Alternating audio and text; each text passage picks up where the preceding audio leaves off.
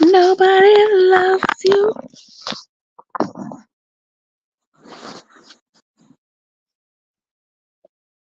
Good morning. Good morning. Good morning, everybody. How's everybody doing this morning? Happy Tuesday to you all. Happy Tuesday morning to everybody. We are here. We are going to be reading from the book of St. Luke, chapter 16. We are not blessed with a lot of time this morning, considering the circumstances, but we are going to get through this regardless. So come along with us if you are here, please. Come along with us. Get your book Bible, your Google Bible, your whatever Bible source you have, and let us read. Now, just to recap, yesterday we read St. Luke chapter 15, where we read about the prodigal son. Now, you all may have heard that story a million times, having grown up in church, which I know many of us, even if we weren't raised in any church at all, would have probably heard the story of the prodigal son being used to describe some daily circumstances which we may have experienced. Now, this morning, we are going to be continuing with the reading. So, if you are here, I want to say a very special welcome to you. And if you are going to hear this broadcast afterwards, I want to say a very special welcome to you as well. Thank you so much for stopping by. I sincerely appreciate you. And guys, don't forget when you come into the live to hit that like button and share the live with somebody. I sincerely appreciate it. It's not going to make me rich. It's not going to, I mean, if you're worried that it is going to help me with monetarily, no. But I would appreciate it either way, however it helps. I would appreciate it. But anyway, let us get on with this, guys. We don't have too much time. Now, Luke chapter 16. And he said also unto his disciples, there was a certain rich man which had a steward, and the same was accused unto him that he had wasted his goods. And he called him and said unto him, how is it that I hear this of thee? Give me an account of your stewardship, for thou mayest be no longer steward. Then the steward said within himself, what shall I do? For my Lord taketh away from me the stewardship. I cannot dig. To beg I am ashamed. I am resolved what to do, that when I am put out of the stewardship, they may receive me into their houses. So he called every one of his Lord's debtors unto him, and said unto the first, how much do you owe the Lord? And he said, 100 measures of oil. And he said unto him, take thy bill, and sit down quickly, and write 50.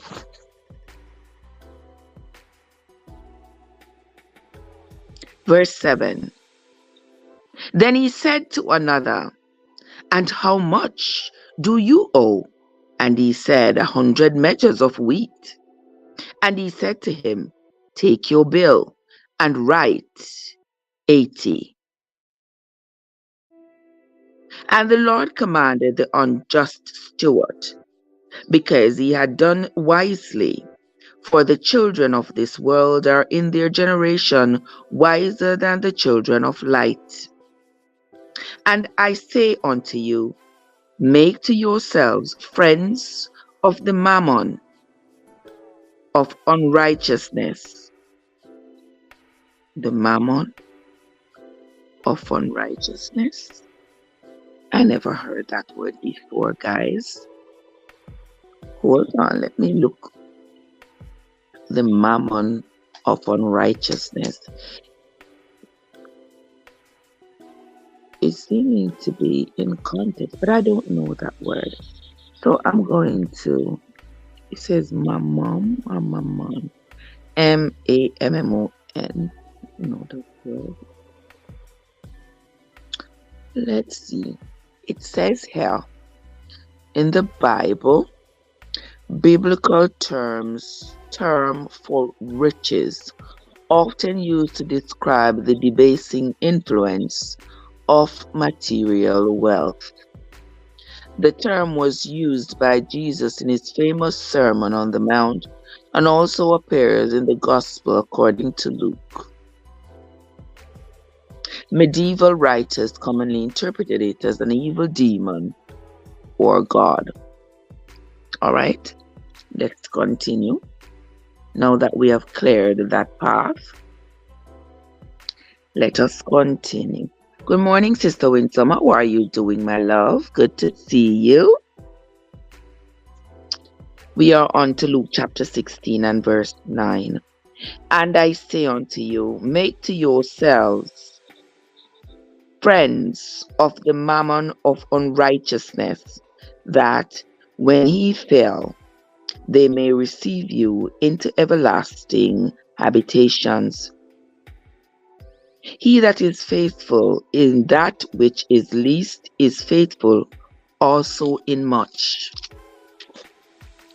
And he that is unjust in the least is unjust also in much. If therefore ye have not been faithful in the unrighteous mammon, who will commit to your trust the true riches? And if ye have not been faithful in that which is another man's, who shall give you that which is yours? No servant can serve two masters, for either he will hate one and love the other, or else he will hold to the one and despise the other. He cannot serve God and mammon.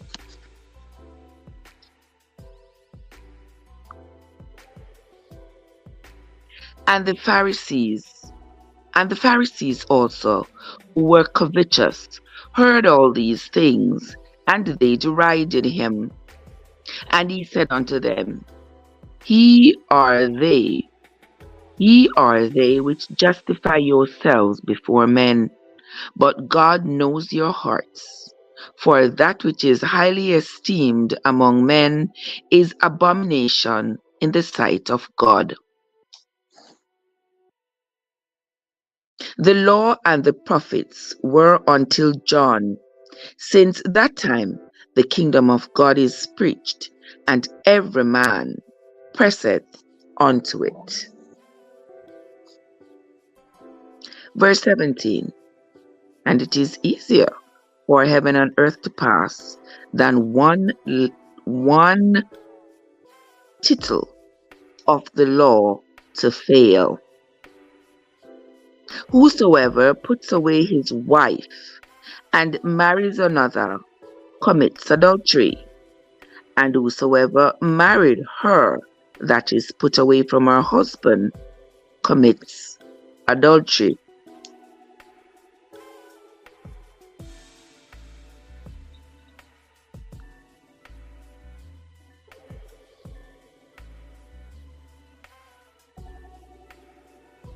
Verse 19 says, There was a certain rich man, which was clothed in purple and fine linen, and fared sumptuously every day.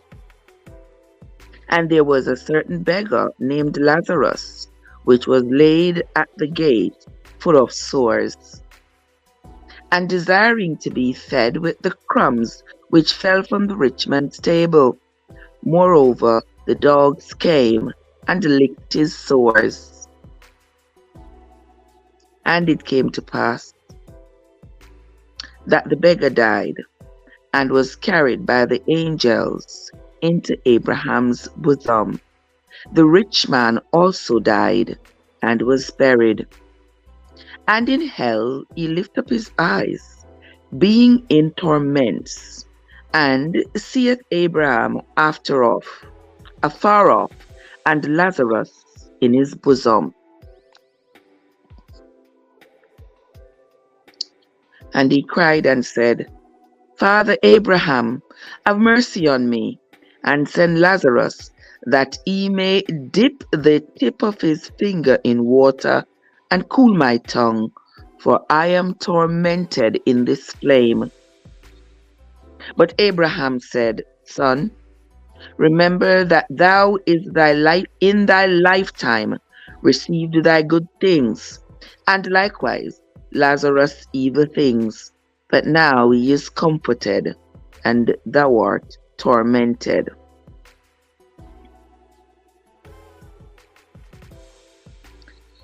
Let's continue, verse 26.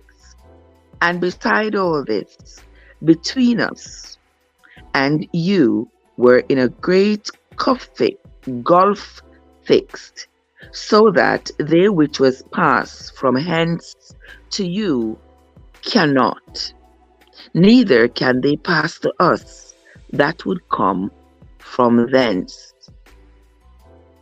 Then he said, I pray thee therefore, Father, that thou wouldest send him to his father's house. For I have 5 brethren, that he may testify unto them, lest they also come into this place of torment. Abraham said unto them, Good morning, Cad. How are you doing? Welcome. Good to see you. This morning is gonna be a short live, because we're just gonna read chapter 16 and call it a day. How are you doing? How are you doing, Sister Winsome? Verse 28 of chapter 6 of the book of Luke. For I have 5 brethren, that he may testify unto them, lest they also come into this place of torment. Abraham said unto him, They have Moses and the prophets, let them hear them.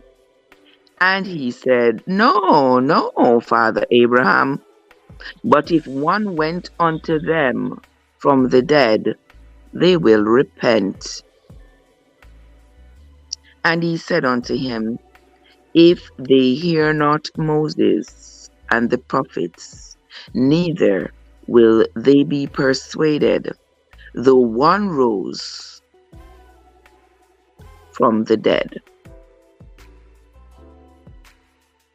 Kind of interesting. Kind of interesting there. God, I don't know what to dismiss Winsome, this passive aggression, morning mist. Only Sister Winsome, I tell you. So she tell me, God, good morning, miss. Yes, guys. So anyway, that is going to be the end of this morning's reading. That is the story of the rich man and the poor man, the parable of the rich man and the poor man. I suggest you go ahead and read this chapter for yourself later on, because I'm not sure why this chapter seems to be indicating that if you have had your riches already while you are alive, then when you die, your reward therefore is supposed to be the hell's burning flames. I'm not feeling that. If you all have another idea, you have your mind has interpreted this chapter some other way, share it with me, please. But here I am seeing where the rich man, remember Lazarus, the man with all the sores, was sitting outside waiting to eat the crumbs He was so destitute, so desperate, went to eat the crumbs off the rich man's table. Then he died. Why does a poor person have to die before they can inherit any form of glory? What is the flip on this? Why the person who lived this life poorly would die and receive everlasting life or be carried into Abraham's bosom, and the rich man who was rich in this life ends up dying and ends up in hell? Is this also something that a lot of poor people, you ever hear poor people say they don't care about what they have in this life because when they die, they're going to be rich. They're going to be walking on streets of gold. They're going to be eating milk and honey and all this stuff. This to me is like one of those stories of the Bible that is used quite frequently to convince poor people that it is better to live this life poor, because when you're dead, you're going to get rich. When you're dead, you're going to live a comfortable life. That sounds so strange. When you die, you're going to live a comfortable life. The comfortable life should be lived while you are alive. It's not the fact that he had riches. He had riches, but never helped the poor.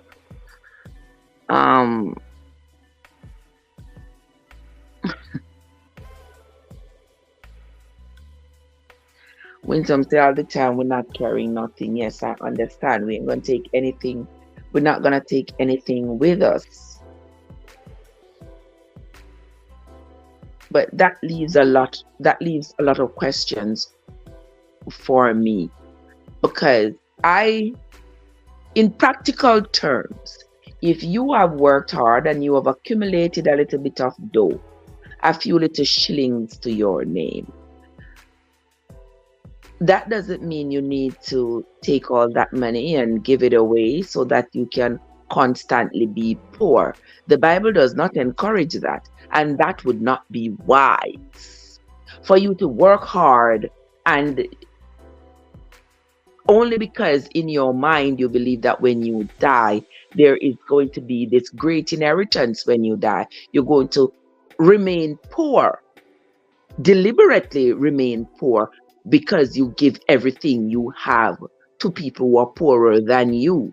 So you maintain yourself in poverty in this life whilst working very hard, only because in your mind you are thinking that after you die, there is going to be a greater reward.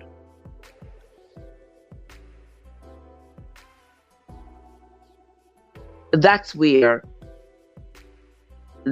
my mind draws a blank. Like, why would that be so? Why would it be that you have a better life after death than you do while you are alive? I'm going to leave that right there because we don't have much time to explore that thought. So I'm going to leave it right there for this morning. You all can continue to explore the thought throughout the day if you have the time. But that's where I'm going to end that thought for right now, because that's going to be the end of the reading. I've got to get a crack-a-lacking, but we will come back to this sometime later. We will come back to this, but that's where we're going to end it for this morning, guys. That's going to be it from me for now. When we come back tomorrow, we will read a little bit more. Tomorrow we will read a little bit more into the book of Luke, and maybe in so doing we might come across some additional explanation for this particular story. But that's where we're going to end our reading for this morning, guys. Thank you all so much for coming. Cad and Winsome, as usual, always the backbone of my channel and my Bible reading in the morning. I sincerely appreciate you all. Guys, take good care of yourselves today. Do what you've got to do, and we will talk later. Until next time, my friends. This is Trev from Trevescence, where your journey matters. Have yourselves a good day, guys, and I'll see you all later.